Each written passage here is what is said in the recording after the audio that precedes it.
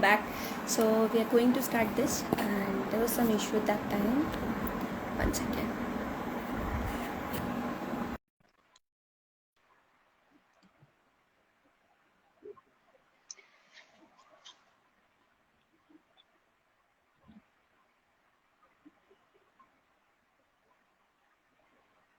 Zora, you need to accept my request.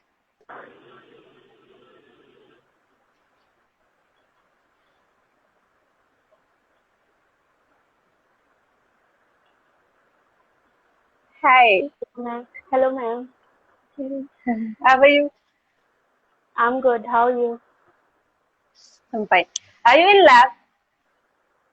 No, Ma'am. I'm in my room. I'm in my room at hostel. अच्छा, okay, fine. So how's everything? गर्मी कितनी है? गर्मी तो बहुत है. बहुत है actually. It's So good. let's start. And I must say कि you're quite famous क्योंकि पहले तो people are like 4 p.m. live कहाँ है? And then it was अच्छा. like बहुत सारे questions पूछने हैं उन्हें आपसे. Okay, so let's Okay. start with your introduction. So first introduce Okay. yourself.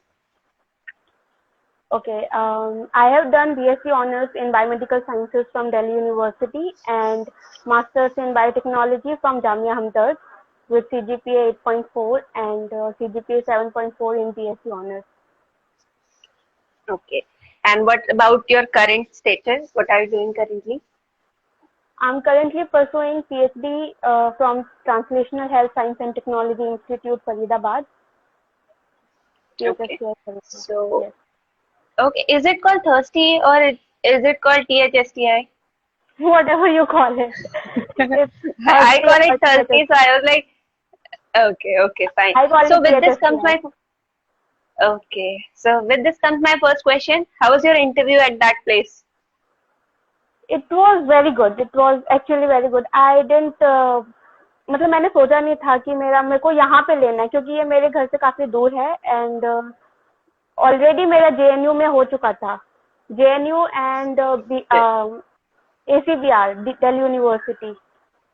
So I was waiting for ICGB result. तो ICGB का रिजल्ट काफी Okay. लेट में आया. काफी लेट में ICGB का रिजल्ट मतलब वहां भी हो गया था पर ICGB का रिजल्ट काफी लेट में Okay. आया. तो मुझे लगा research institute is better than universities of course. So I chose THSTI. Okay. So you're working on MTB, right? Yes. Yes, See, I'm I working know on it. you. Okay. So how is it going? Your coursework has started? Yes, my coursework has started 1 month back. It's going good. अभी Okay. तो 1 hour का coursework है and lab में अभी तो मैं environment के साथ थोड़ा हाँ. You're getting used to हो रहे हो आप. environment. Okay. Yes. तो आपके कोर्स वर्क में क्या क्या चीजें होती हैं? Like subjects you have to study, कितने सब्जेक्ट्स पढ़ने हैं आपको, कितना क्रेडिट्स होता है उसका? अभी क्रेडिट्स एंड ऑल अभी वो सब चीजें आई नहीं है सामने. सब्जेक्ट्स हैं मेरे पास. It's 3 course compulsory and 3 course are selective. So Okay. मुझे ऑप्शन मिलेंगे सिलेक्टिव के लिए and compulsory courses are like research proposal writing, grant writing and laboratory techniques. These things are compulsory and of course these things are important in PhD. So बाकी Exactly. या तो बाकी selective में आपको immunology और biochemistry ऐसे ऐसे subjects होते हैं तो उसमें Okay. We have Okay. Choices. तो आपका कोर्स वर्क कितने टाइम तक चलेगा? 1 year. 1 year. Okay, fine. So except IISc, I think हर जगह it's of 1 year. IISc में 2 साल का कोर्स वर्क है. Till now, as much as I know. अब मतलब हमने भी 1 साल का ही कोर्स वर्क किया. तो इट्स फाइन कि 1 साल ही वो अपना काम प्रोसीड कर पाते. ठीक है. तो let's start with the formal questions. Okay. Okay. So tell me, how was your NII interview experience? NII interview has 2 stages. First interview में मेरा क्लियर हो गया था. सेकंड इंटरव्यू में कुछ एक तो ऑनलाइन इंटरव्यू था तो टेक्निकल इश्यूज आ गए पहले तो that demotivated me actually. So first interview में not only NII interviews, any interviews they roam around three questions only. One is your research interest, research experience and your favorite subject. So NII में मुझसे 2 favorite subjects पूछे थे कि what are your 2 favorite subjects. तो मैंने immunology और biochemistry बोली थी. तो उसी के रिलेटेड मुझसे फर्स्ट इम्यूनोलॉजी से क्वेश्चंस पूछे थे, देन बायोकेमिस्ट्री से. Okay okay. तो एनआईआई में वाज इट लाइक कि आपको बोर्ड पे भेजा गया, ऐसा कोई एक्सपीरियंस है? Mine was an online interview. Okay sorry NII का. बाकी एनआईआई जेएनयू का ऑनलाइन इंटरव्यू था, बाकी सब ऑफलाइन थे. यहाँ टीएचएससीआई में भी ऑफलाइन था. ओके. सो एक्सपीरियंस वाइज दोनों में से कौन सा ज्यादा इंटिमिडेटिंग है? Of course the offline interview. वहाँ पे हम फेस टू फेस अपना सब कुछ बोल सकते हैं, क्योंकि ऑनलाइन में एनआईआई का मेरा वही बैड एक्सपीरियंस वही रहा है कि टेक्निकल इश्यूज आ गए थे, इधर उधर नॉइज आ रहा था और फिर दैट डिमोटिवेटेड मी एक्चुअली. फिर मैं अपना आंसर भी भूल गई वहाँ पे. तो ऐसे होता. एग्जैक्टली. Oh, it happens. ठीक है, ग्रेट. तो how did you prepare for DBT JRF? Okay, so I completed my masters in 2020. उसके बाद I had to have a 1 year gap because of my health issues. I myself suffered from tuberculosis in 2020. I'll come to that. I have it as a question actually. Okay. Continue. So start मैंने 2021 में किया. पहले gate निकला, फिर NII निकला, फिर NII का interview वही फर्स्ट इंटरव्यू क्लियर किया था, सेकंड इंटरव्यू हो नहीं पाया था. तो मुझे लगा कि without fellowship it is hard. Exactly. It is. Yes. तो उसके बाद मैंने प्रिपेयर करना शुरू किया. मैंने लाइफ में वो चीज करी जिससे मैं बहुत ज्यादा डरती थी. मैंने अपनी मैथ्स को स्ट्रांग बनाया डीबीटी के लिए, क्योंकि बाकी चीजें मेरी अच्छी थी. यस, बाकी चीजें मेरी अच्छी थी, लाइक बायोकेमिस्ट्री एंड ये सब चीजें. पर जो पार्ट 1 होता है डीबीटी का, उसमें जनरल एप्टीट्यूड काफी आते हैं एंड वो कॉमन साइंस से आती है, पर जनरल एप्टीट्यूड काफी आते हैं. तो उसके लिए मैंने अपनी मैथ्स को स्ट्रांग बनाया. तो आई प्रिपेयर्ड परम्यूटेशन कॉम्बिनेशन और जो आपको जेनेटिक्स के उसमें क्वेश्चंस, प्रोबेबिलिटी क्वेश्चंस में भी हेल्प करते हैं. And time and work.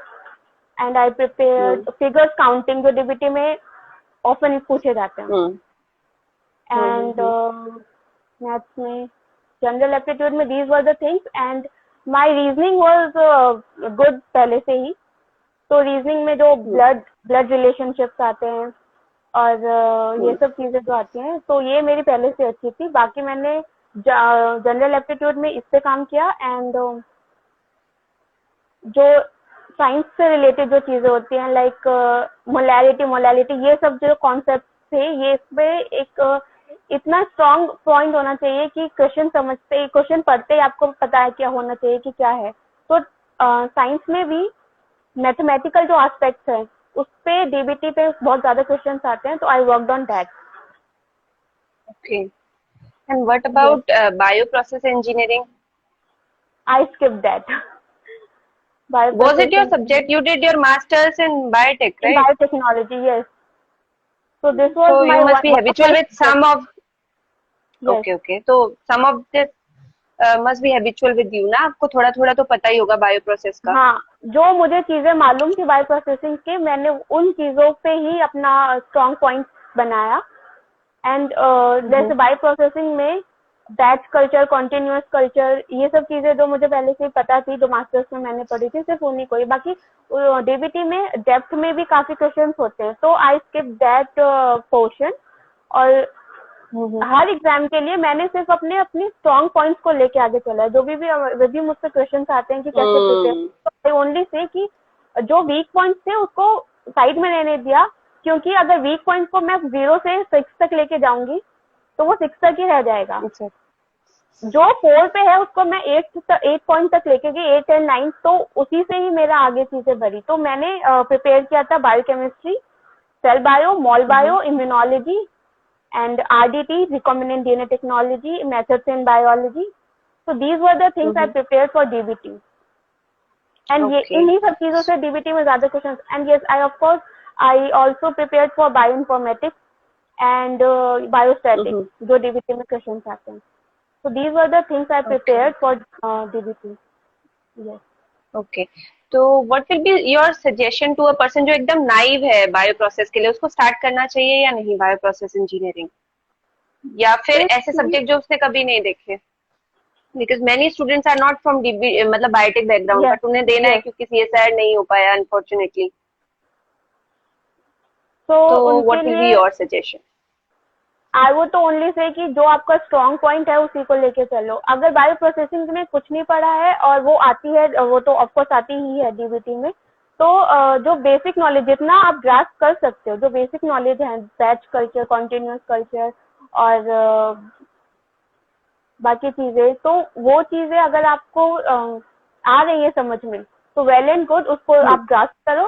जो चीजें समझ में नहीं आ रही है ना, उसको ट्राई करो. नहीं हो पाता तो स्किप दैट, क्योंकि DBT में यू हैव काफी वाइड ऑप्शन. 150 में से आपको 5 में से 50 क्वेश्चंस करने हैं. तो वो चीज उसमें भी हेल्प करती है कि ये वाला क्वेश्चन मुझे आता है तो आई अटेम्प्ट, और उसके बाद नहीं आता तो देखना भी नहीं है. तो उसमें भी वो हेल्प करती है. Yes. Okay, thank you. So next is, which fellowship are you availing right now? I'm availing DBT fellowship. Why is that so? You have CSIR as well? Yes, क्योंकि DBT की कंटिजेंसी ज्यादा है CSIR. मैं यही सुनना चाह रही थी, मुझे लगा हाँ पक्का ये रीजन हो सकता है. हाँ, एक्चुअली DBT की कंटिजेंसी ज्यादा है CSIR से. Okay, fine, very honest answer. Okay. So for how long your BARC interview lasted and how was your experience? My BARC interview lasted for 1 hour and it was a very good experience. और ये यहाँ BARC interview से जो चीज मैंने सीखी है, if there were 7 scientists and even if you give 90% answer to all the 6 scientists, but I was not able to what you say, मैं एक साइंटिस्ट को खुश नहीं कर पाई थी जो कि प्लांट बैकग्राउंड से थे, प्लांट बायोटेक्नोलॉजी से. तो उनको मैंने शायद एक ही आंसर दे पाई थी मैं उनको, जिसकी वजह से मेरा जो वेटेज था, जो मार्क्स था, वो काफी कम हो गया. Because if you do 9 into 7 which is 9 7 56 and 62. हाँ, okay. 9 7 63. Yeah. It's okay, doesn't matter. कोई बात नहीं, चलता है. हाँ, बोलो. तो और अगर एक और मतलब स्टूडेंट है जिसने सबको अराउंड 90 to 95% दिया है, पर मैंने 6 साइंटिस्ट को 90% आंसर दिए, 95% आंसर्स दिए थे, पर एक को मैं खुश नहीं कर पाई थी. तो वो वहां पे मेरा वेटेज इतना कम हो गया, क्योंकि if you do 9 into 7 and 9 into 7 9 into 6 तो 0, तो एक तो मेरा 0 ही हो गया ना, 0 या 10 20. तो उसके कंपैरिजन में तो मेरा वेटेज काफी कम हो गया. तो ये चीज बच्चों को ध्यान में रखनी है कि जब आप इंटरव्यू देने जा रहे हो तो आपको सारे साइंटिस्ट को खुश करना है. एक को भी अगर, तो इंटरव्यू में एक तो लक भी बहुत इंपॉर्टेंट चीज है. एग्जाम में आपका 90% इज योर 70% इज योर मेहनत एंड 30% इज लक. पर ये इंटरव्यू में उल्टा हो जाता है. अगर मेरा जो एक्सपीरियंस है, इंटरव्यू में 30% इज योर मेहनत एंड 70% उनका वो क्या मेंटेलिटी है उस टाइम पे, और लक. और उन्होंने 70% इज एक्चुअली एक्सटर्नल, वो that is not in your control ना. आप ये कह सकते हो कि 70% आपके कंट्रोल में है ही नहीं. Okay, fine, well said. ठीक है. तो based on what criteria did you choose the institute you are currently working? Okay. So THSTI is well known internationally also, and यहाँ पे clinical trials, it is THSTI is known for translating the things which is in the lab to the market field. तो ये चीज मुझे काफी अच्छी लगी कि यहाँ मैं लैब में जो भी चीज करूंगी that will be transferred to the applied. Applied. apply to the field. Yes. So that is the thing I liked about THSTI. Secondly, यहाँ का work environment is very good. BSL 3 facility is there, and I'll be getting the PhD degree from Jawaharlal Nehru University, which is the NIRF ranked 2. So the degree, so yes, बाकी work environment is good. और मुझे आगे internationally poster presentation, the criteria here for completion of PhD is you have to give international poster presentation, and papers तो of course important है ही PhD में, journal वो तो है. reputed journal में paper होना चाहिए. But these are the things for completion of PhD here. Okay. Is it like कि आपको एक इंटरनेशनल कॉन्फ्रेंस भी करनी है? Yes. कोई इंटरनेशनल कॉन्फ्रेंस अटेंड करना इज आल्सो मैंडेटरी या फिर international poster presentation? International poster presentation is mandatory. तो विल इट कम अंडर कि आप इंटरनेशनल कॉन्फ्रेंस अटेंड करने गए और आपने वहां पे ये प्रेजेंट किया? Might be. अभी तो मुझे कुछ पता नहीं अभी. ओके, हाँ, मतलब आप अपनी तरफ से क्लैरिफाई कर लेना, शायद ये क्राइटेरिया होगा पूरा ओवरऑल, क्योंकि आप उस कॉन्फ्रेंस पे जाते हो तो you will also have to present, मतलब आप अपनी लैब को प्रेजेंट करोगे. Okay, fine.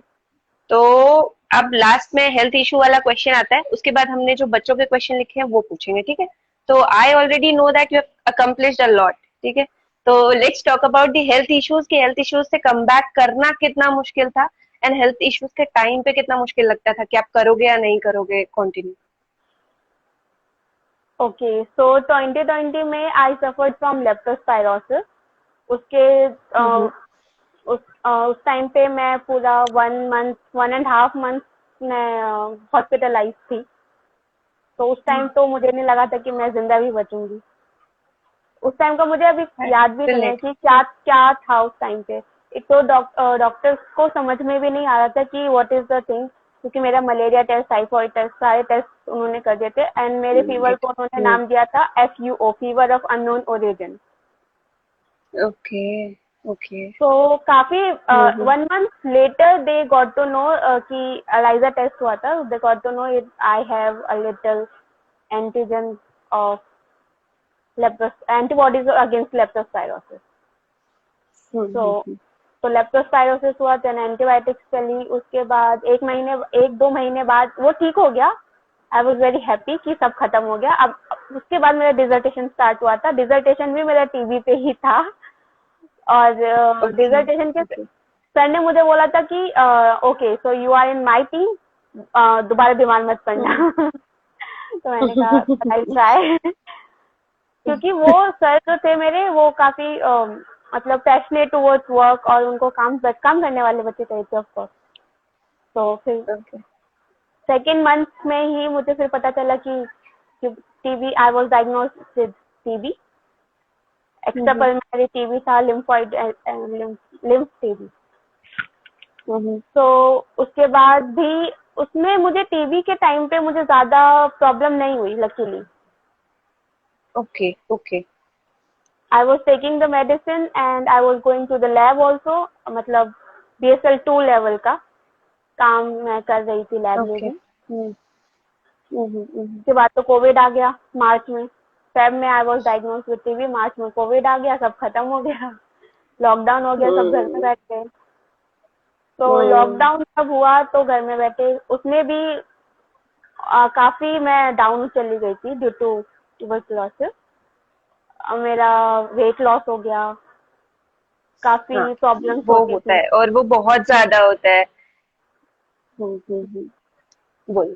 तो उस टाइम पे तो 6 months तो ऐसे ही हो रहा था मेरा. 2020 मेरा ऐसे गया. नवंबर में जाके मैं थोड़ा आई केम बैक टू लाइफ. नवंबर में आने के बाद फिर मैंने नवंबर से गेट की प्रिपरेशन शुरू करी थी.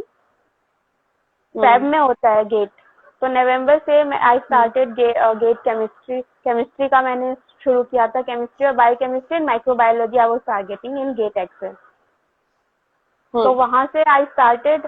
और मुझे याद है NII का जब मैं एग्जाम देने गई थी तो मैं लेट हो गई थी, मेरा सेंटर पे तो इधर मतलब सेंटर रोड के उस तरफ है और मैं इस तरफ हूँ रोड के पापा के साथ बाइक से। और काफी आगे जाके यू टर्न है, तो मैंने पापा को बोला पापा यही उतार दो।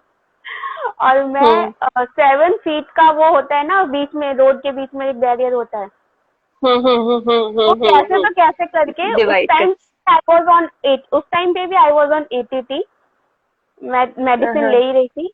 तो शायद मैं मेडिसिन लेके एंटी ट्यूबरकुलोसिस ट्रीटमेंट, तो मैं उसको लेके घर से शायद दवाई लेके निकली थी। तो मेरे को ऐसा था कि ये वाला एग्जाम मुझे निकालना है, मुझे PhD चाहिए। तो मैं रोड के इस साइड पे थी, क्योंकि मैंने मेहनत भी बहुत करी थी। नवंबर से लेके लॉकडाउन तो था ही, घर में और कुछ काम नहीं है, सिर्फ पढ़ाई करनी है। और मेडिसिन को लेके मैं उतना भी वो नहीं थी कि हाँ, पहले जो हेल्थ इश्यूज हुए, वॉमिटिंग ये सब होता था, फेब से लेके जो अगस्त और ये सितंबर तक का मंथ था, इसमें बहुत खराब हालत थी। नवंबर में I came back to life, I realise कि बस बहुत हो गया, अब नहीं, करना है तो है, ठीक है, अब जिंदा हुई हूँ, वापस आई हूँ, तो फिर लाइफ में कुछ करना है। एग्जैक्टली वापस आए हो, दैट मतलब दैट हैज सम मीनिंग ना, कि कुछ तो करना है, इसीलिए आए हो। हाँ, इसीलिए वापस आई, वरना तो चली जाती। हाँ, गुड है ना, गुड है। तो मैं वो 7 फीट का वो उसको पार करके, और हील पहन रखी थी मैंने, बूट्स पहन रखे थे, फेब मार्च का टाइम था, तो बूट्स पहन रखे थे मैंने, वो हील का, वो मैं उतर के कूद के वहां से गई और फिर एग्जाम दिया। एग्जाम दे के जब वापस आई तो पैर में बहुत ज्यादा दर्द हुआ था मुझे। उसके बाद फिर जब पता चला, हाँ, फिर जब बाद में पता चला NII का रिजल्ट आया था अप्रैल में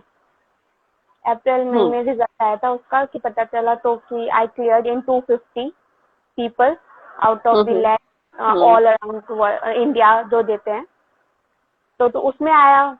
उसके बाद 45 बच्चों को शॉर्टलिस्ट किया था in second round of interview. तो first round out of 50 first interview हुआ, जिसमें मेरा क्लियर हो गया था। इम्यूनोलॉजी और बायोकेमिस्ट्री पे क्वेश्चन पूछे थे, फेवरेट सब्जेक्ट पे क्वेश्चन पूछा था। I also prepared my dissertation project जो मैंने किया था, और रिसर्च इंटरेस्ट, क्योंकि उस टाइम पे भी मुझे पता था कि ये 3 चीजें ही पूछेंगे। मतलब फेवरेट सब्जेक्ट तो ऑब्वियसली आ ही जाता है बच्चों को जब प्रिपेयर करते हैं, तो इम्यूनोलॉजी और बायोकेमिस्ट्री वाज माय फेवरेट, तो इसलिए I was interested in NII also, क्योंकि इम्यूनोलॉजी पे मेरा काफी अच्छा इंटरेस्ट भी है, और I also know about immunology, advance knowledge also. तो आप पे तो खुद प्रैक्टिकल हो चुका है। यस, आपको तो और ज्यादा एलाइजा से ही पता चला ना। यस। ओके। जब मैं हॉस्पिटल में भी थी, तो मैं अपनी सारी रिपोर्ट खुद पढ़ती थी, ठीक है। तो पढ़ते पढ़ते मैंने बोला कि देखो कुछ, मैंने अपनी मामा को बोला कि देखो कुछ भी नहीं आ रहा, एक दिन देखना कैंसर निकलेगा। तो ये बोल मैं वॉशरूम चली थी, मैं वहां से आई तो मैंने देखा कि मेरी माँ रो रही थी। मैंने कहा क्या हो गया, फिर उन्होंने मुझे बोला तेरे को डॉक्टर बुला रहे हैं। मैं डॉक्टर के पास गई, डॉक्टर बोलता है स्टॉप रीडिंग योर रिपोर्ट्स। या इट हैपेंस, जब आप ज्यादा पढ़ते हो ना तो हाँ, तो ज्यादा से ज्यादा कुछ नहीं, टीबी निकलेगा। उनको उस टाइम पे भी यही लग रहा था कि टीबी हो, पर उस टाइम पे भी मेरा मॉन्टॉक्स टेस्ट हुआ था तो नेगेटिव आया था, और कुछ लिम्फ कुछ भी नहीं था। मेरा एक्सरे भी करवाया, वो भी क्लीन आया था, एक्सरे भी क्लीन था, मॉन्टॉक्स टेस्ट भी क्लीन था, पर उनको डाउट था कि उस टाइम पे भी टीबी हो सकता है, पर उस टाइम पे कुछ भी नहीं निकला। तो उन्होंने मुझे डांट दिया कि पढ़ना बंद करो, ज्यादा दिमाग मत लगाओ। तो आपको बहुत ज्यादा फीवर आता होगा, राइट? या मेरे को उस टाइम पे 10 हाई ग्रेड फीवर। यस, हाँ, high grade fever is the characteristic. मेरी फ्रेंड को भी हुआ, तो it is like high grade fever, और वो PCM से जाता ही नहीं है वो फीवर। हाँ, वो PCM से कुछ नहीं होता था उसको। मुझे सुबह शाम PCM ही मिलता था, क्योंकि उनके पास और कुछ था ही नहीं देने के लिए। उन्होंने मेरे फीवर को सीधा fever of unknown origin declare कर दिया था। अननोन ओरिजिन कर दिया। बट द थिंग इज कि वो आपका ना स्पेकुलेशन के बेस पे टीबी का ट्रीटमेंट भी स्टार्ट नहीं कर सकते, क्योंकि वो इतना हार्मफुल ट्रीटमेंट ही खुद इतना हार्मफुल है बॉडी के लिए। तो वो इस अच्छा हुआ कि मतलब देवर अच्छे डॉक्टर्स का यही है कि वो एटलीस्ट उस प्रॉब्लम के पीछे लगे रहे, बाय द टाइम उन्हें हाँ पता नहीं चला। तो good, yes, I am happy कि मुझे लगता है अब तो आप बहुत सारी बड़ी चीजें करने वाले हो, क्योंकि आपने देख लिया ना कि वहां से वापस आ गए, व्हाट yes. एल्स, है ना। वहां से वापस आ गए, अब तो कुछ बचा नहीं है जो आपको एकदम मतलब डाउन कर दे। चलो गुड, मैं अब तो है स्टूडेंट्स के क्वेश्चन। हाँ जी। मेरा ये था कि मैं रिसर्च फील्ड में ये सोच के आई थी कि अभी मैं रिसर्च फील्ड में आ गई हूँ, अब या तो ये एमटीबी के पास सक्सेसफुल का टैग होगा या फिर मेरे पास आएगा। कर सकते, तो नाइस।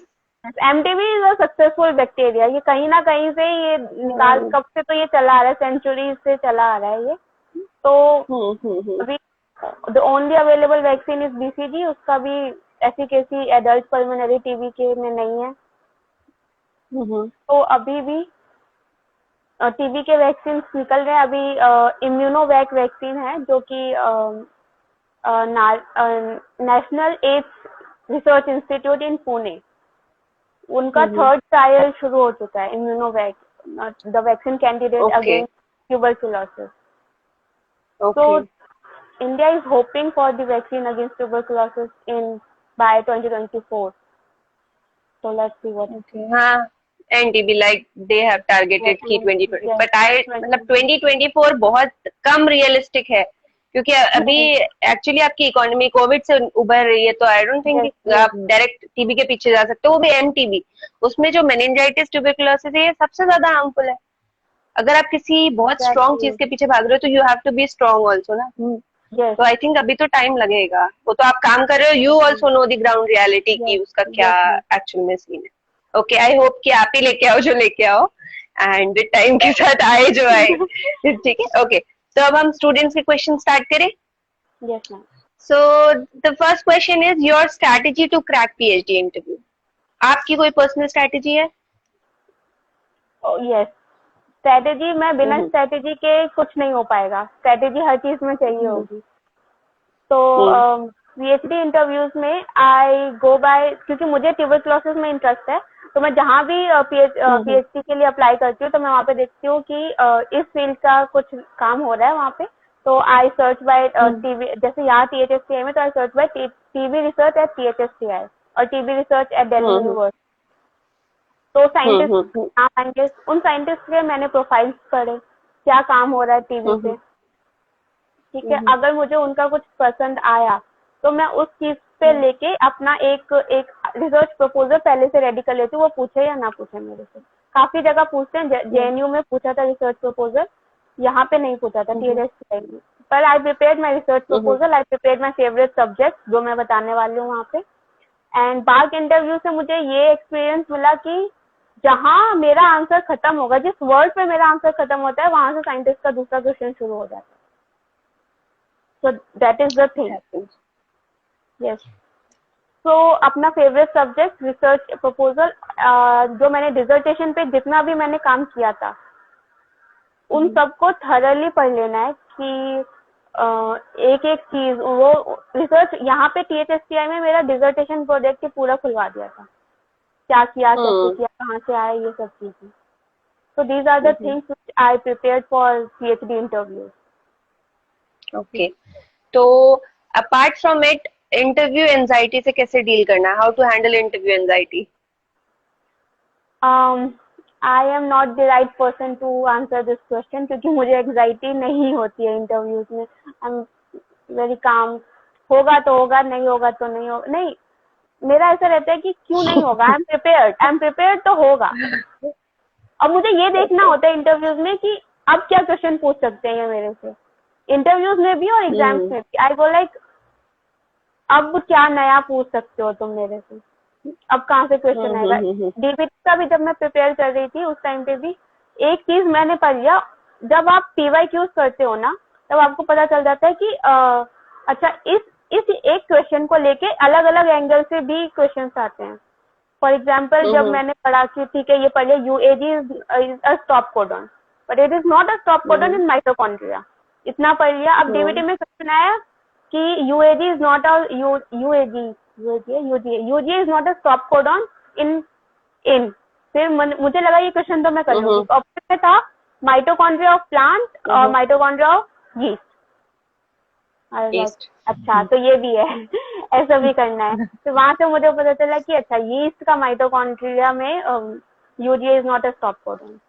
वो हम्म ठीक है. तो ऐसे ऐसे ना आपको जब पढ़ने आप चीजें पढ़ते हो, एक मैंने टॉपिक पढ़ लिया, अब उस टॉपिक से रिलेटेड मैं पीवाईक्यूज पे जाती हूँ.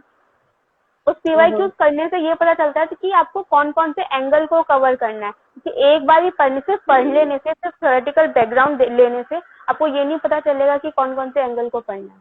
वो पीवाईक्यूज तो मस्ट है. पीवाईक्यूज नहीं करोगे तो फिर होगा ही नहीं. मैंने सिर्फ अपना टॉपिक को पढ़ा और पीवाईक्यूज ही किया, और बाकी और कोई क्वेश्चन मैंने कहीं से नहीं. तो जितना मुझे आपका समझ में आया, इट इज लाइक कि आप इतना ज्यादा मेहनत करते हो कि आप कुछ छोड़ते नहीं हो अपनी तरफ से. आप अपने एंड पे अगर कोई चीज नहीं छोड़ते हो तो आई थिंक हाँ वो चीज. और प्लस इससे अगर मैं नहीं कर पाई ना तो फिर वो भी एक अच्छी चीज होती है. मैं ये क्वेश्चन मैं नहीं कर पाई तो फिर मैं वो जाके क्वेश्चन ढूंढूंगी कि इसका आंसर है क्या. तो वो भी एक अच्छी चीज होती है. इंटरव्यूज में आप नहीं कर पाते हो. बाद में भी उन्होंने मुझसे वो क्वेश्चन पूछा था कि अब उन्होंने मुझसे यही पूछा कि आप दिल्ली यूनिवर्सिटी से हो ना, तो दिल्ली यूनिवर्सिटी में कौन साइंटिस्ट है जो प्लांट टिश्यू कल्चर में बहुत फेमस है. तो फिर मैं उस टाइम पे नहीं बता पाई. फिर मैं बाद में आके पढ़ा मुराशी गेंस को जो है. तो okay MS media. Yes. Actually वो तो बात करते ही हैं. I think apart from BARC interview, वो तो साइंटिफिक ऑफिसर के लिए, but I think PhD interview में दे डोंट मतलब वो सपोज नहीं करते कि आप सारे आंसर्स दो. लाइक आप 70 to 80% अगर आपका अप्रोच भी करेक्ट जा रहा है ना, तो साइंटिस्ट विल सिलेक्ट यू. वो अपने माइंड में आपको सिलेक्ट कर लेंगे. फाइन. आपके स्ट्रैटेजी से मुझे ये समझ में आया कि आप अपने एंड पे कुछ भी मत छोड़ो. और मेरी तरफ से मेरा ये होता है कि आप अगर वहां पे जा रहे हो तो आप यहाँ से यू कांट एंटिसिपेट, या आप यहाँ से प्रेडिक्ट नहीं कर सकते कि वो क्या पूछेंगे. इससे अच्छा आप उतना टाइम अपनी मेहनत में लगा दो. राइट. क्योंकि उससे आपका टेंशन बढ़ना है.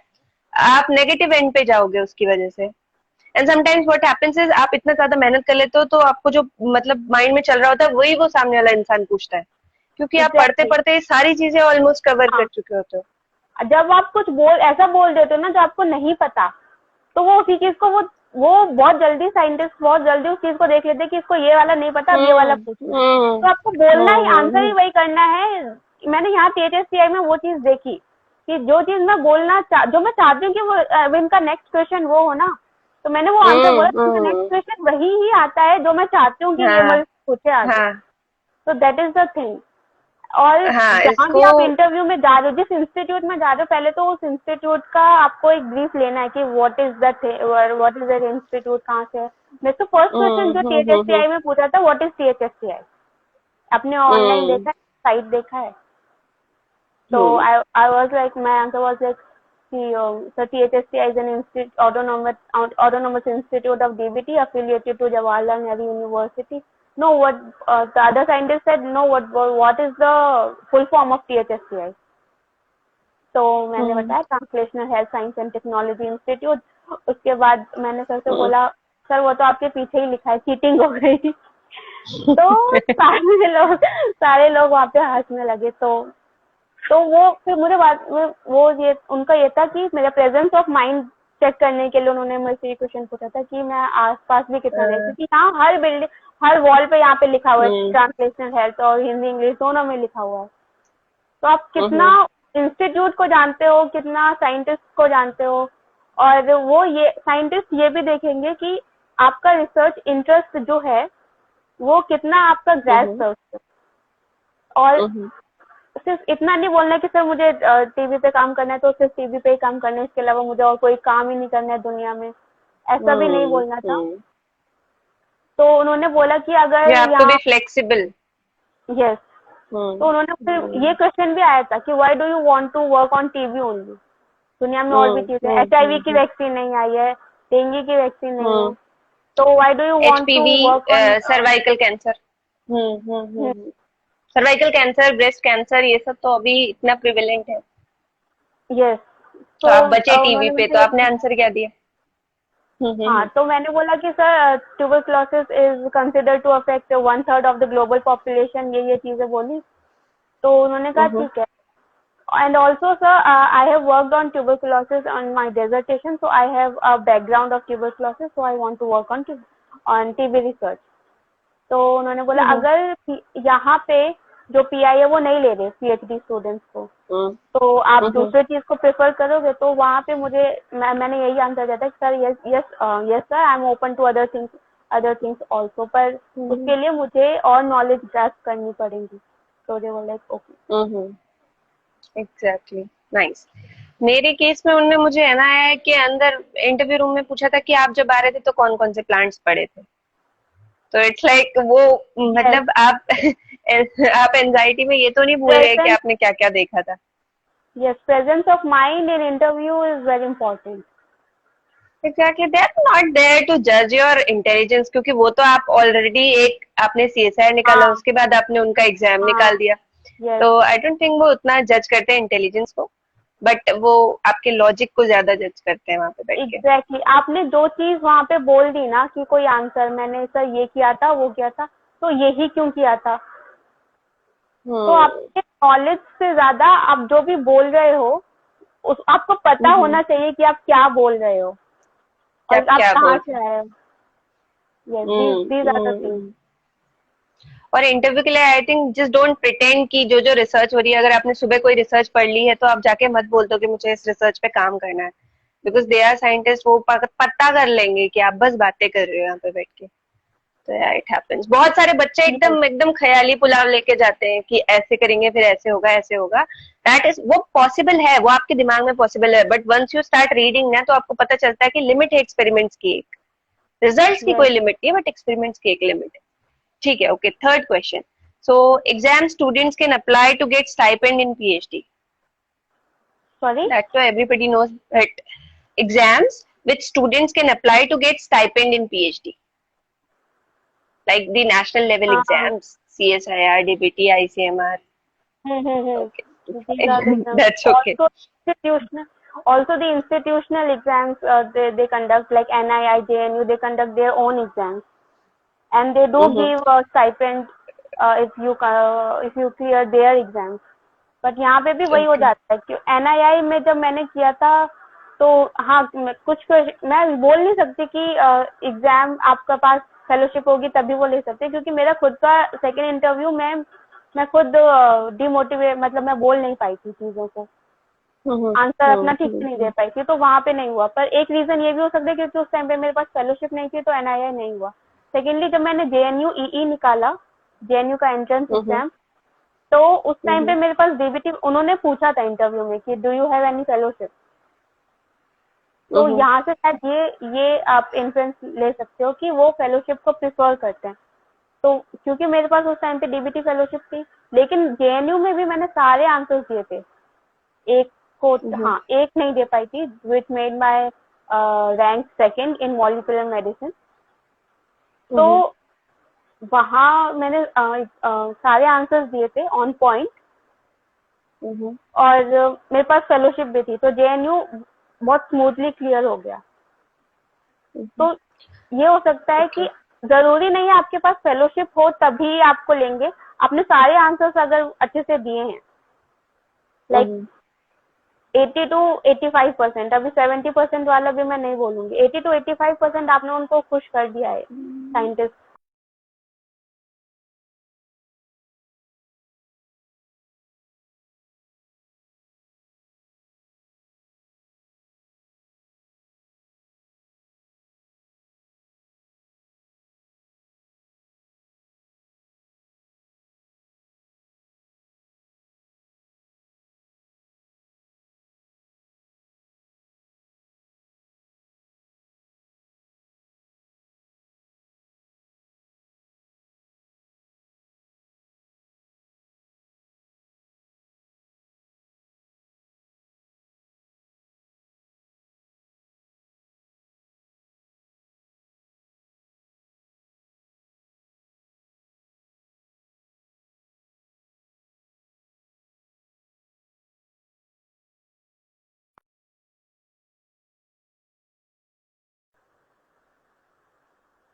ओके.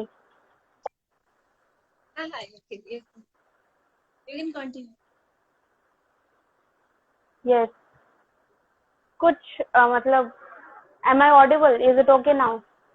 You are audible. आपको मेरी आवाज आ रही है? यस हाँ, ठीक है, आप कंटिन्यू करो। कि जरूरी नहीं है कि अगर सारे आंसर आपने दिए आप उसके आगे कंटिन्यू करो। ओके क्या बोल रही थी मैं? एनआईआई के लिए आप बता रहे थे कि अगर आपके पास फेलोशिप नहीं होती है तब भी अगर if you are able to give all the answers तो हाँ आपका तो आंसर they'll क्यों take हो जाए। you. Yes, yeah.